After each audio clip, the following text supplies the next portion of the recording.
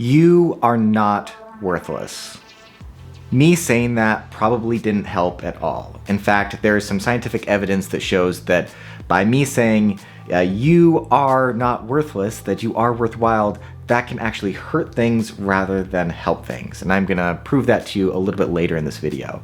So this video is gonna be broken up into two different parts.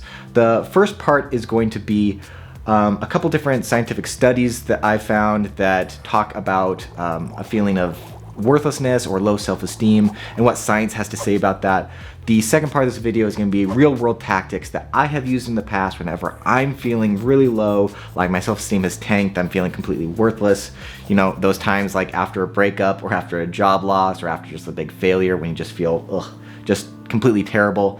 Things I've used to get myself out of that. And hopefully combine those two things, the science and the real world techniques, to come up with a strategy that works for you. So let's dive into this.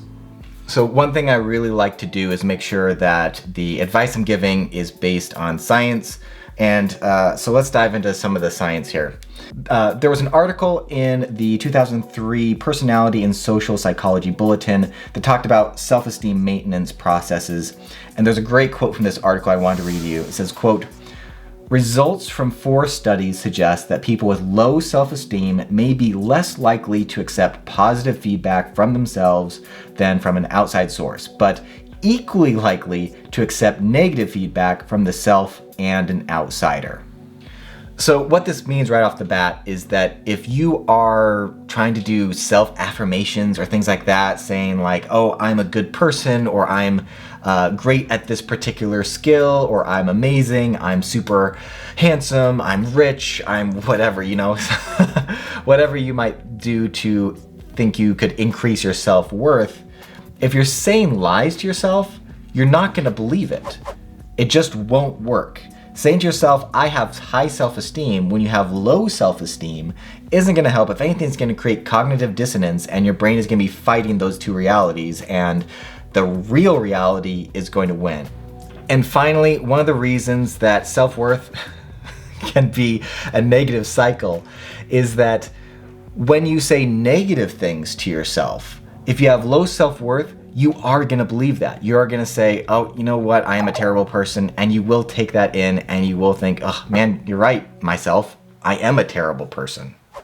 So I wanted to read another scientific article about you, specifically about self-affirmations, because I feel like this is some pseudoscience out there that people oftentimes recommend affirmations and think they are cure-all when really they could be doing more harm than good. So there is a 2009 article in the Journal of Psychological Science, and this is the quote from there. It goes, quote, "A survey study confirmed that people often use positive self-statements and believe them to be effective. 2 experiments showed that among participants with low self-esteem, those who repeated a positive self-statement, such as, quote, I'm a lovable person, or those who focused on how that statement was true, felt worse than those people who did not repeat the statement or who focused on how it was both true and not true." So what this means is if you have low self-esteem and you say, you know what, I'm a lovable person, it's gonna make you feel worse. It's actually gonna do more harm than good. So what are some ways that you can actually safely raise your self-worth and your self-esteem? Well, let's get into some of those real-world techniques that I have found to be particularly useful.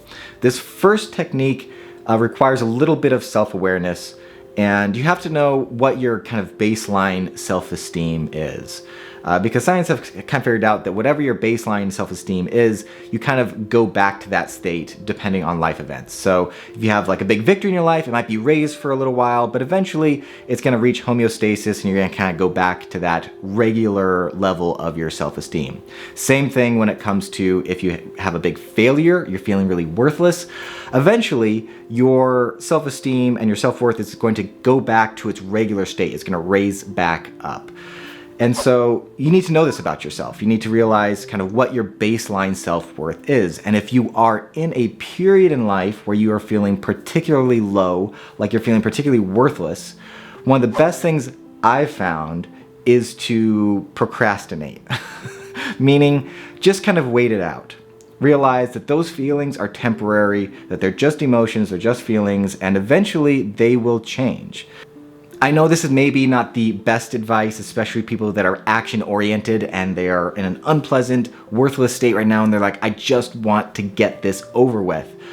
But sometimes the only thing you can do is just kind of wait it out. Allow your brain and your body to process things. That means not running away from emotions, just leaving space for them in your mind and your heart, processing them however is safe for you, and knowing that eventually you will raise back to that average level of self-esteem.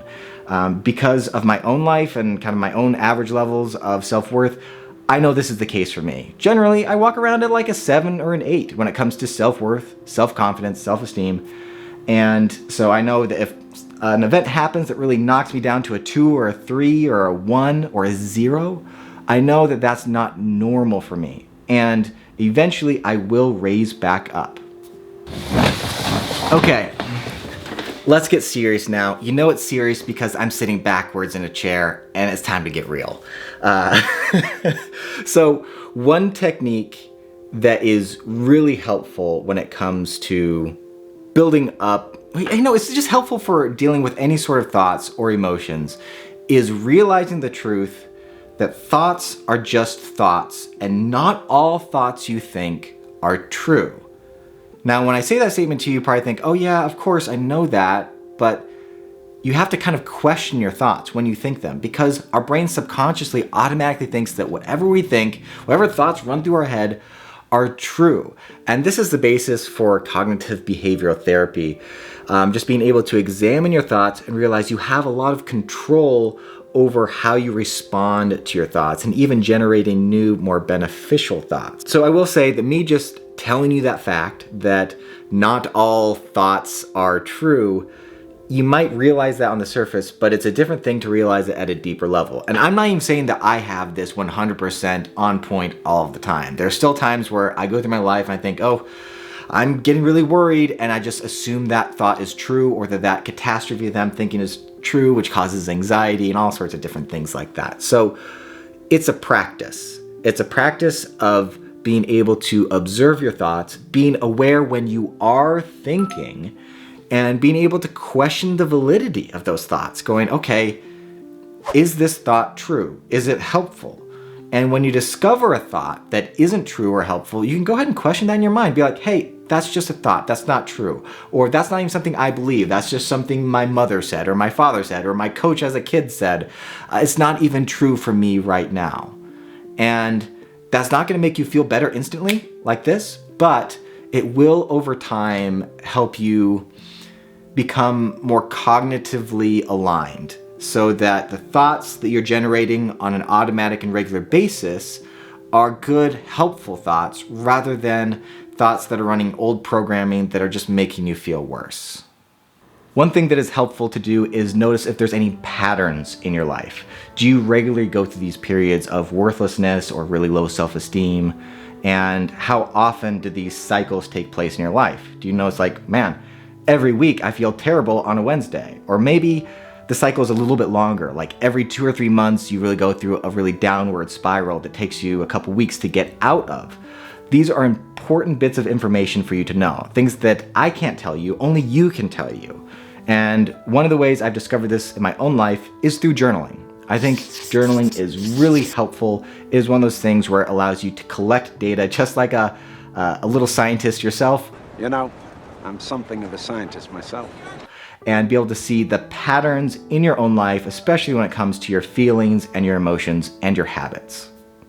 One thing that I've liked to journal about in the past, especially if you're dealing with recurring feelings of worthlessness, is to figure out how you judge yourself, how you get your own self-worth.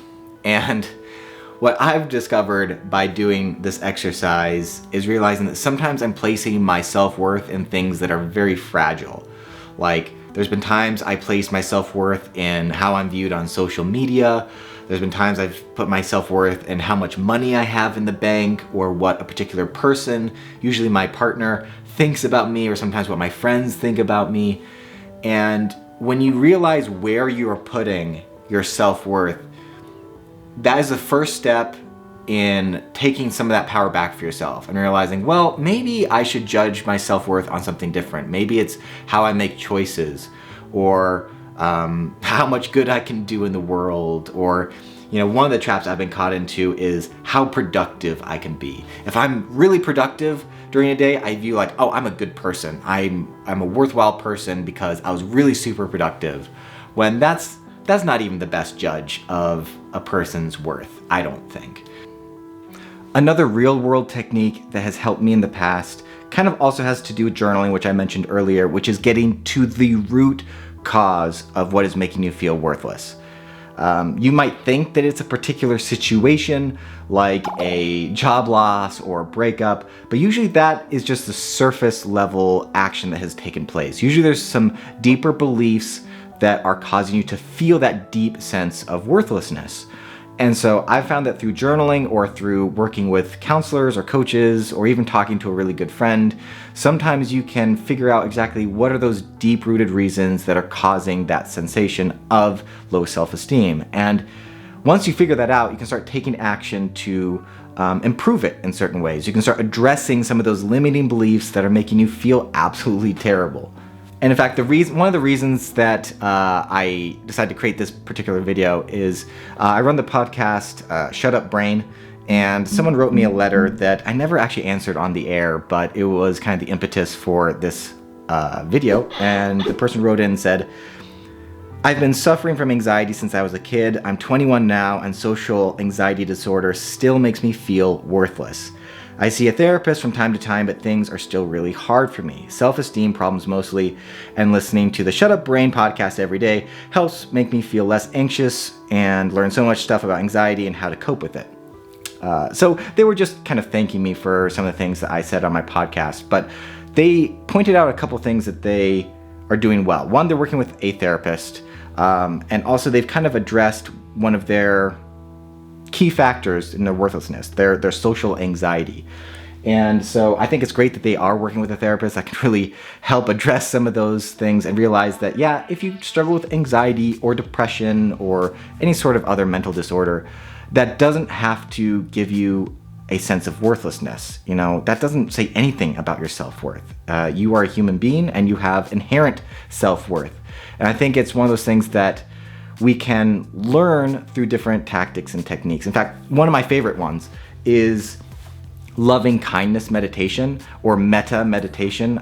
It's something that has been shown to increase happiness in the brain. And I know that when I do that regularly, I just feel better about myself. I feel more confident. I feel more loving towards myself. And that's really what you want to have happen. You want to love yourself as much as possible. Not so much that you become cocky or anything like that. We don't want that. But just loving yourself in a deep way, just like you would love a family member or a really good friend. That's what we want for ourselves. Because chances are the things you were saying to yourself when you had that sense of worthlessness, they're probably not very nice. And I bet you if you said those same things to a friend or family member, they would be really offended. But for some reason, we're not offended when we say it to ourselves. We just accept it as truth, and we just lowers our self-esteem more and more and more, which is not good. So loving kindness meditation is really, really helpful. Well, I hope you found this video to be useful and helpful for you. Please leave a comment down below. Let me know which technique you found that you resonated with the most. Or if you have another technique that has really helped with your self-esteem, I want to know about it. I love learning. Leave a comment down below. And yeah, if you feel like someone you know would benefit from this video, feel free to send them a link to it. Although sometimes that can be awkward, be like, hey, you seem like you're worthless, here's a video. But yeah, probably not like that. Like, oh man, I'm going off the rails here, but you understand what I'm saying. I think the important thing to know is that we all feel worthless from time to time. It's completely normal and natural. I mean, we're just human beings and we make mistakes. We make lots of mistakes. And sometimes our beliefs that are in our brain cause us to think, oh, if I made this mistake, it makes me feel worthless. And I think that's relatively normal. You're normal. You're not broken. You're just a normal human being. All right. As always, make sure you catch yourself succeeding and have a great rest of your day. Hey, bud. What are you doing?